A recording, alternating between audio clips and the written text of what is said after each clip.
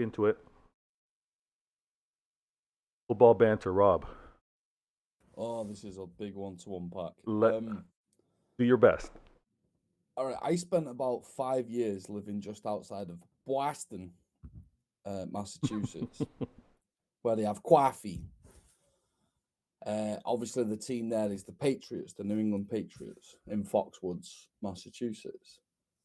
And I think it was 2008 or 2009. It wasn't was it the, oh, bloody hell, the Super Bowl? Was it the Super Bowl or wasn't it the Super Bowl? I think it was the Cardinals. Okay. I think Versus New England Patriots? no. That just happened to be where I lived. But Oh, okay. I was in a household full of Americans. One was a Cardinals fan, one was a Patriots fan, one was a Vikings fan. Um, I'm pretty sure it was the Cardinals. Didn't they have like some trolley pusher as a quarterback or something like that? Some guy who had one of those hero stories about how he used to push carts at Yeah. Walmart and then Kurt became a. Warner, you went from bagging groceries to being their quarterback. Hmm. Yeah. So it was that team, whatever team that was. For Yeah, some and they reason, were I've got playing against the Cardinals in my head. Pittsburgh Steelers. Okay. Hmm. Um, so yeah, so I was in this household full of fans of every sport, every franchise team or whatever you want to call it. Franchise is kind of like a disrespectful word in this country, but over there, that's just what you call it, I guess. I don't know. It's very confusing to me, even though I lived amongst it for like 5 years. And they were all just getting on. They were all Based in enjoying Toronto. the game. No, you're They good. were all enjoying they were all enjoying the game. They were all friendly talk. There was no. It's so weird. I mean, like, because having interacted with all sorts of Americans, like the worst insult I ever heard was "You're a douchebag," and if someone calls me, I just burst out laughing. I burst out laughing. It's like that's what you're calling me. Because to me that I don't know. I mean, like I was far from offended when somebody called me a douchebag. Yeah. Um, it just seems silly to me. Like over, I mean, I don't want to say all the swear words that are over here because there are many dictionaries full of them, but and there was no, it was just like, oh, the Cardinals are good, aren't they? Yes, mate, they're really good. And this was coming from like a Vikings fan and a Patriots fan. It was just, it was an appreciation for the sport without the yeah, well, he's crap or he's Hmm. rubbish or he'd never get into my team or Hmm. whatever. And Hmm. that and over here, and I'm not saying that doesn't exist. Of course, it must exist at some level or for some sport. It just wasn't in that situation that I was in. Right. Whereas over here, it's relentless. It's every day over everything. Like Liverpool, for example, are constantly posting, or Liverpool fans, not the club. Liverpool fans are constantly posting. Liverpool would have won the league in 2019 if long range shots counted as double, and you know if Yeah. if appreciation of football kits was ranked, City would be getting relegated. Just constant waffle. Um, but where did football banter start? I don't know. I made a joke a few months ago. There's this City fan, and he said some comments. He's a local City fan, and he said some comments that didn't sit well with me. But that's for another time, and I'm not going to name him. But one of the things he got into an argument with an Arsenal fan, and the Arsenal fan said, "City haven't got a history. You're just a small club and all the rest of it." And I was thinking, Manchester City first won a trophy in 1904. And Arsenal didn't win a what is considered a modern trophy because I think they won like the London Cup or something back before when the leagues was like a Southern League, a Northern League, a Western League, whatever, years and years ago, over 100 years ago. But they didn't win their first proper trophy until 1930. And I'm thinking, right, so just imagine for a second, Peaky Blinders style. There's all these Mancunians with flat caps going, "Oh, thou hath not won a trophy, and we've won a trophy. It's been 26 years, and Arsenal haven't won nought, and City have won a trophy." And I just think, and when I put it like that, it's just ridiculous and stupid, isn't it? Right. It's It's so moronic, like oh, my club happened to be better than your club because your club haven't won that trophy. Sorry, I'm doing a very English accent there, I got you. but and it's just silly. It's silliness, but at the same time, it's essential. It's about where you come from. It's about the representation of your town or because don't forget, England is full. I mean, within 5 miles of Manchester. All right, let's not say 5 miles because I'm going to get someone with a rule of measuring in it. You know, within 5-10 miles of Manchester City Football Club, you've got Old Trafford where United play, you've got Boundary Park where Oldham play, you've got Spotland Road where Rochdale play, you've got Wigan another 20 miles away. There's so many clubs densely packed into all these tiny areas. And the other unique thing about England is if you're from North Manchester, you sound completely different to somebody from South Manchester. Even the words you use to describe things, like we have these constant debates in this country about, is it called a chip balm, or is it called a chip muffin, or is it called a chip roll, or is it called a chip batch? And that argument exists within a 10-mile microcosm. Okay. And that's over as something as asinine as a chip butty. And then it just scales up infinitely when you talk about football. So because there's all those teams in such a densely packed area, the banter has come from individual identities for over 150 years. Whereas when you look at America, the next nearest team to the Patriots is what? A team in New Jersey, say, or a team in New York, like in that size. Yeah. The scale's infinitely massive. You can fit England into that New England area. England's tiny, but it's densely packed, and Hmm. there's so much, so that I guess that's where it comes, and it's all about representation of you reflect your area, right? So Chris has just brought up their Rangers and Celtic because he's been a wind-up merchant, but that started in Glasgow, a city famous for its mills and shipyards and stuff like that, and it was Catholics and Protestants, and obviously religion used to be the main driving force of everything, right? Hmm. That was religion was, Hmm. you worked Monday to Saturday, and you did nothing on a Sunday apart from go to church. And it was like, well, we see religion in this way, you see religion in that way, therefore difference. Right. And then one team comes out of that, the other team comes out the other side of it, Mm. and then it's like that's the origins of that particular story. And then you look at Oldham and Rochdale, two local teams to Manchester City. One was a mill town that produced, I believe, cotton. The other one was a mill town that also produced, I don't know whether it was cotton, but another fabric. And the competition between those towns was about who can produce the goods the fastest, the better. And there's a story from World War II where I know I'm going No, no, way no, into the no, no. weeds here, Yeah, it's but good. there's a story from World War II about the production of B-24 bombers, the American bombers that they used to bomb Germany. And California had that very famous woman, the woman with her sleeves rolled up, and Yes. she's got a fist clenched like she's tensing her muscles. And they built one of these B-24 bombers, I think, in a 2-day period or a 24-hour period. I don't know the specific time frame.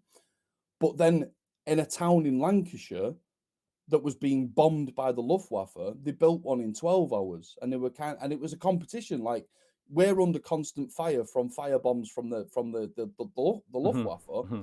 You guys are out there in California, drinking sangria and chilling out all day, and we can still get the job done better than you. And it's that level of competition. It's that level. That's where the banter comes from. It's like, our mill town's better than your mill town. Yeah. The quality of our houses is better than your, whatever it is. It all comes from very arbitrary things, but it's deep rooted in the society, in the microcosm of society, in those 5-10 mile periods. And then you just copy and paste that throughout the country. You go to Sheffield United, who are known as the Blades, Sheffield Wednesday, who for some reason are known as the Owls. I don't know. Maybe that comes from them being night owls and working longer. I don't know. But there's a story there, and you just multiply that throughout the length and breadth of the Hmm. country, and that's its roots. But now, obviously, football is now so warped from what it originally was, because now we're talking about £400,000 a week wages, £1 million a week wages, £100 million transfers. How can any of those mill workers from the Victorian era possibly relate to that? So the evolution of the banter has gone way off in a different way, So I know that was a very long-winded answer, but No, I love the context, and this is why, in terms of having the conversation, posing these questions, we're able to kind of get like an all encompassing viewpoint and description to what's happening. The football, also to kind of talk about with regards to football banter and like North American trash talk, is and you talked about it at the end, where it's about competition, right? Like my side's better than your side, whatever reason you want to use, and obviously there's the competition between both sides, but it's like we are better than you because of this, and that is very similar to North American, trash talk in terms of team versus team. I've got the better. If we're talking NBA, it's 5 versus 5. I've got the better 5 versus your 5. If it's NFL, it's 11 versus 11, and so American football, that's what they're going to be talking about. And the same thing goes for Mhm. even baseball, as you know, the the historic banter isn't over here in North America. To Well, I ref- was gonna. Can I just yeah, sorry? yeah, Can I? go ahead, go ahead. When I look at say like a city like Detroit, Motor City, you had General Motors and Ford.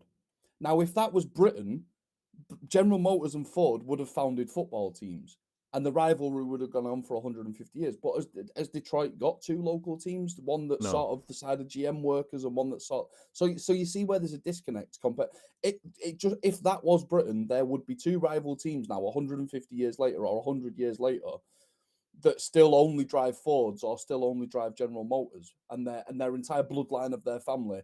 If one of their daughters dates a lad that drives a Ford and they're a GM family, they never speak to him again, kind of thing. right, right, right, right. So, and I get that it's in the blood, right? It's how you grew up. That's why you're gonna make those particular choices and not be involved with the other side. But what I meant in terms of like the history portion of it is the the banter or the trash talk that happens doesn't go the way of football banter to refer to past years.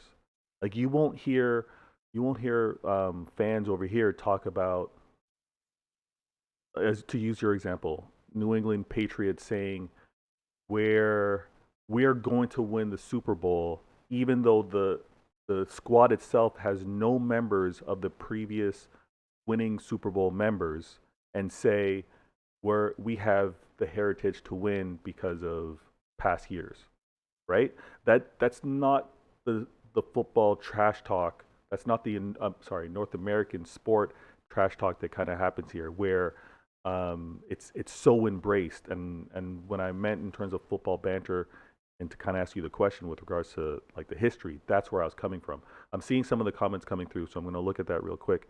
If you have something to say to that. Um, I was just thinking about one of the things that, in my mind, plagues American football is the fact that haven't correct me if I'm wrong on this one because I am really a lay person looking in on this one, but haven't teams moved geographic locations? Yes, yeah. So that is another thing too in terms of, I mean, for the sake of consistency and not to make it problematic, because I'm not gonna talk about North American football because then football could throw things. So I'm gonna keep it in relation to the NBA, right? Like teams have left. Like the LA Lakers were once in Minnesota, and Minnesota had so many lakes. Like that's kind of where Lakers came Yeah, from. So the they, land of 10,000 lakes. Yeah. yeah, so they had moved, and then you have again. I know franchise is a bad word in terms of over in the UK, but you've had franchises like Sacramento Kings, which is a basketball team, but they were new in terms of their creation, and they themselves have kind of moved as well. So there's a lot of that in American football as well. You'll have an owner that's choosing to move from LA to Las Vegas because there's no team in Las Vegas, and there's an opportunity to kind of capture that fan base. They don't have anything, so it's a money move, right? And I know that plays a part in terms of some of this history, but what is so funny, and what for me as a fan requires me to actually do more homework than what's actually experienced here in North America. North America, you can have your team, and the day you like your team is the day you're going to then talk trash moving forward, right? You're not going to have to say, "Oh, my team in the early 2000s or 90s was doing da da da." That's not quite how the football banter goes back and forth, or sports banter goes back and forth over here.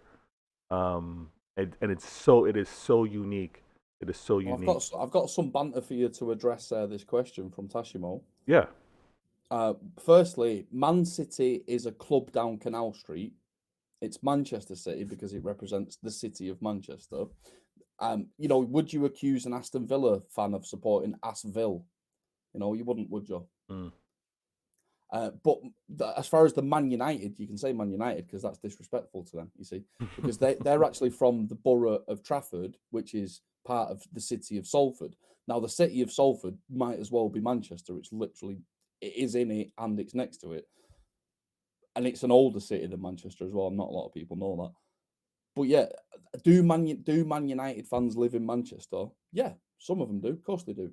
But you won't really find many of them at football matches because just like Manchester City fans who live in Manchester, it's a poor working class city and they're being priced out of the games. United fans from Manchester were priced out of the games a lot before City were. But there are some anecdotes to that, for example, and this is your football banter stuff. When Manchester United or when Man United rescheduled a game recently, within the last 6 months, um, the fans from Ireland and Norway couldn't rearrange their flights, so the stadium was half empty. So if that tells you whether the fans come from the city or not, should answer your question. Stadium's half empty when the flights can't get rearranged. You do the maths on that one.